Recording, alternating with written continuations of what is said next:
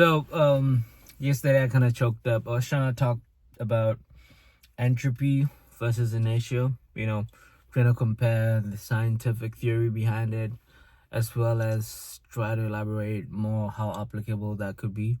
But I don't know, my mind was just not in it. And you know what? I would tell myself very simple. Always attempt to do something, always move towards action. But if something doesn't work out, it's more than okay to let it in for the day. You know what I mean? Because rather keep it there than provide something shitty.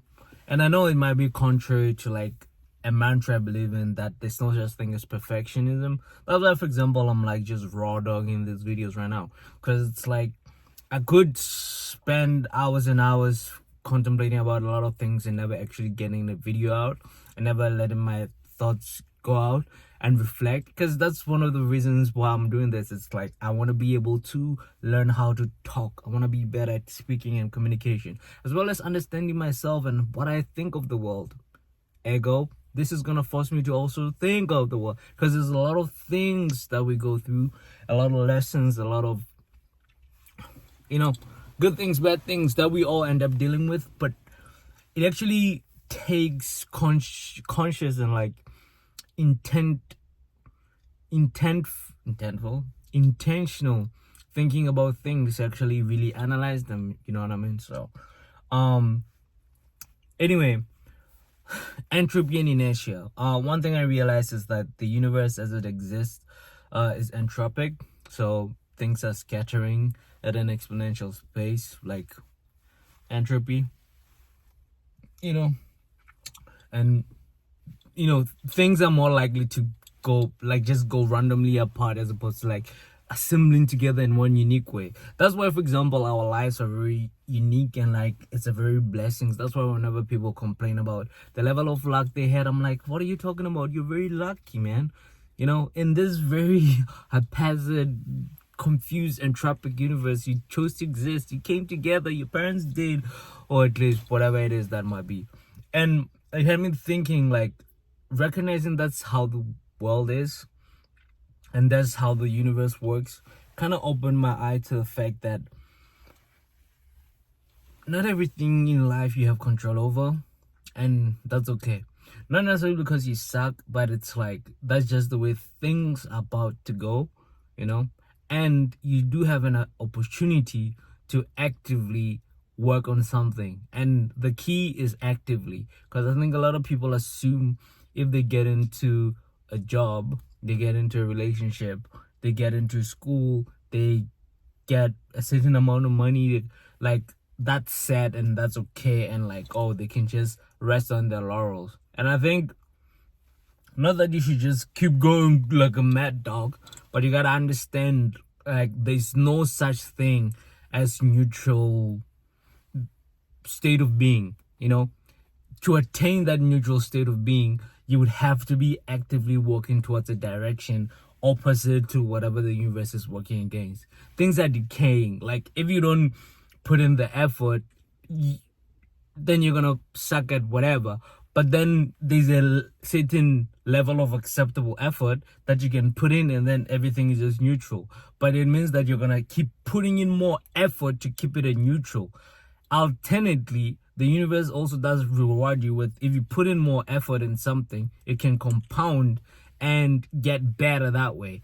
Similarly, if you do nothing, the bad things that are happening are gonna compound as well. So it's kind of the universe just wants to keep on going and going and going, exponentially. The only question is are you gonna be actively counteracting that? The earlier you start, the more your effort can compound in the future. The later you start, the more your problems have compounded as well. So I think it's the book Compound Effect that talks about this a bit. But how does that have to do with inertia? I think it means the initial momentum of something, because inertia is when something is in a certain state, it's hard to change that, right? If you're driving and you turn, inertia, Newton. Go back to science school, man. You know what I mean? And I feel like a lot of things in life also have that inertia. And that's something a lot of people fail to realize. Just because there's like an alert or something like, oh, let's say you're trying to hit up someone, meet someone new, you really like this boy, you really like this girl, whatever. There's this assumption that things are just gonna happen, you're all gonna fall into something, and but then what you fail to realize is that there's temporary excitement and stuff, and then there's like the real effort it takes to actually shift someone's perspective about what it is that they value in life. One thing I realized is like a lot of people don't want people, they want to be in relationships, which is not a bad thing. The only problem is if they think, or the people that like them think that they actually love them. And the thing you gotta realize, a lot of people never actually connect with people themselves, but instead hit relationship benchmarks and still wonder why there's a disconnect. I mean, there's good disconnect whereby it's like trying to communicate, trying to overly communicate to an extent. Like, for example, compare two people that are speaking like one word conversations like car, dog, people, whatever. And then a conversation between people that are like arguing about like a super complex intellectual topic with a lot of nuances and history and context and violence and dangerous, like for example, the Israel-Palestine conflict. Those two conversations, it's gonna be harder for the people trying to communicate with each other about a harder topic than it would be for people with a simpler topic. And that's exactly what happens with relationships as well. They compound and get more complicated. So your levels of communication, even your job, that's why there's this Dunning-Kruger effect. I hope I didn't butcher it. If I butchered it, maybe I'm just explaining my point. The whole thing that the more you know, the more you realize you don't know. That's why it's so easy to be a beginner in something. Beginner gains, beginner's luck.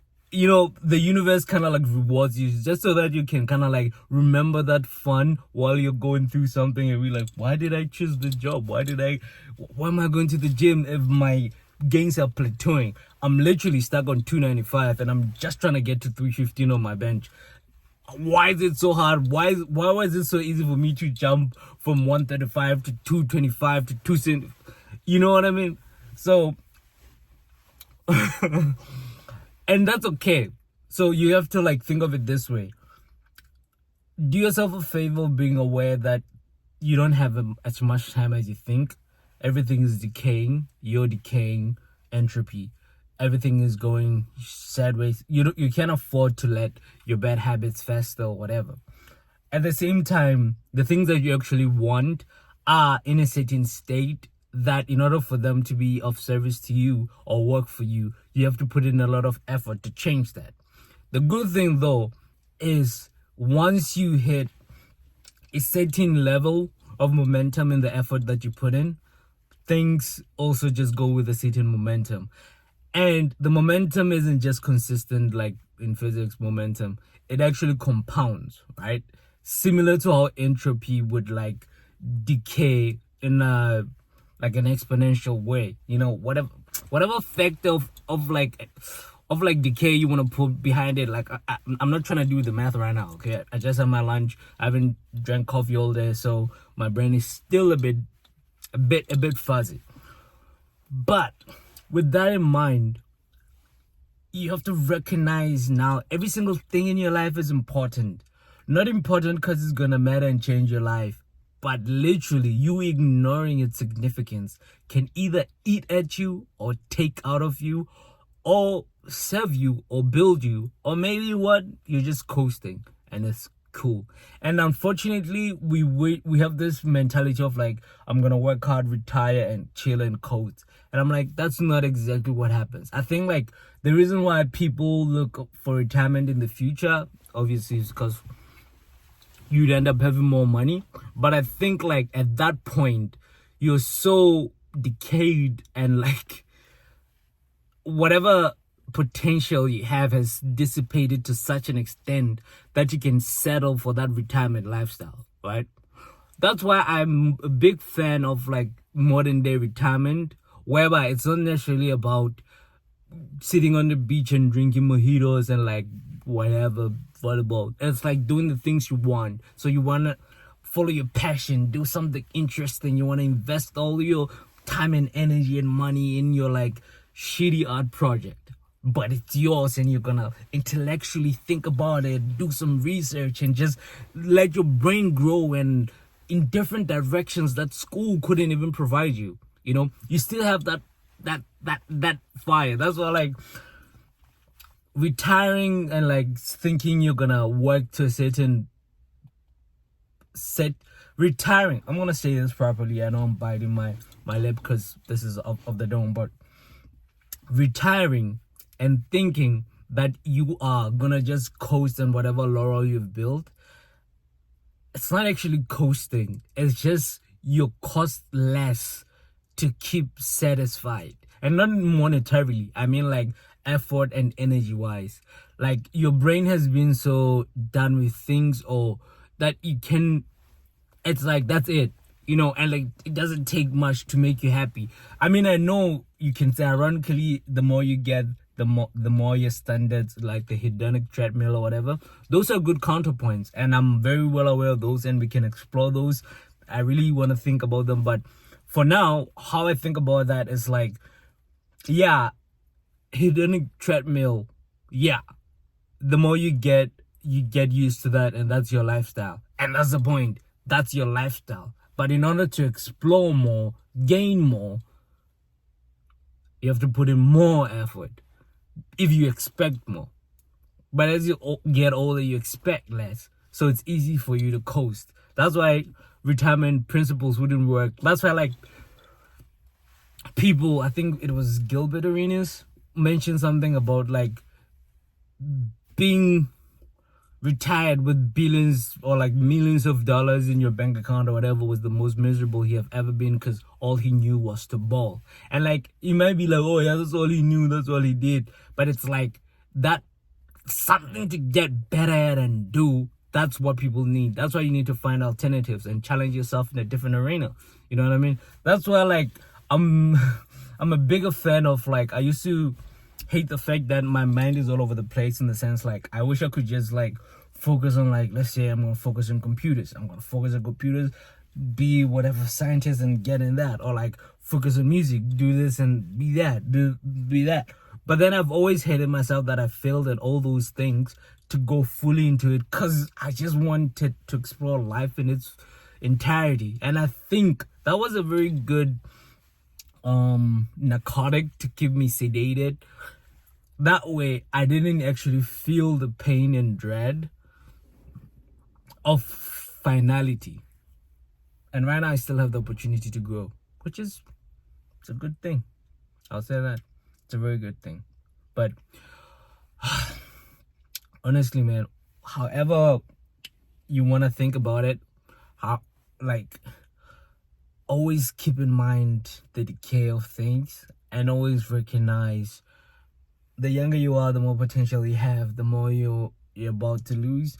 And also remember, it's also your life, so you have the choice whether, you know what, I'm gonna lose. You choose to lose, because you lose. You get what I'm trying to say. I got distracted because someone walked by, because I'm still at that phase whereby I'm very worried about people seeing me recording videos in public, because I haven't made money of this yet. And I realized I'm a very simple man and a basic individual, in the sense like I'm very shy, I'm very whatever, except when it comes to my money. Like if I'm spending money on something, like I remember, like I was like, I'm afraid to sit on my balcony while people are looking at me, but I'm like, I'm paying a lot of money for this, fuck it. So if I'm paying money for something or making money for something, then I don't give a fuck. Right now, this is purely passion. So forgive me if I kind of stepped over my toe. And if you're watching till this for 14 minutes, you know what, stranger? You're family now. You're family now. It's been your boy Tibo Nteso. Tibo Samuel Nteso. Gotta use my full name. None of this African psycho, big bad gorilla, whatever individual, but it's another Tips on my list to studio production. Hopefully you like this. And today's sponsor was you guys. So keep doing whatever it is that you're doing. I'm out here.